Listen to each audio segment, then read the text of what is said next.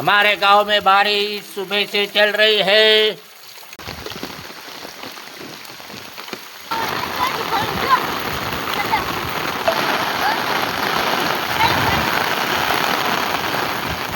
ये हनुमान भगत बारिश की वजह से घर में मंदिर में घुस गए हैं।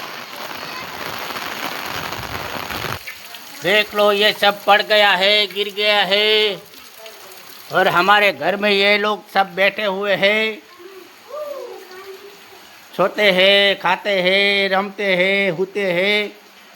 ये पढ़ाई करता है, ये आडा पढ़ के मोबाइल धोता है। अब ये बोलती है मेरे पास मोबाइल नहीं है।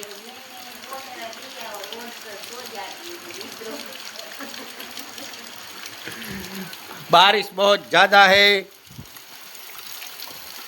देख लो, आपके गांव में कितना बारिश है वो कमेंट करना और लाइक सब्सक्राइब कर देना। बारिश बहुत तेज चल रही है। देखो, सुबह से बाहर नहीं निकले हैं।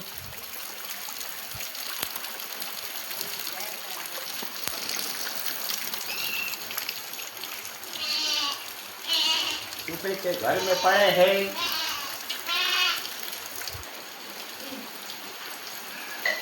ये अभी तक उठे नहीं है, बज गए हैं 10, तो अभी तक सो रहे हैं सब लोग।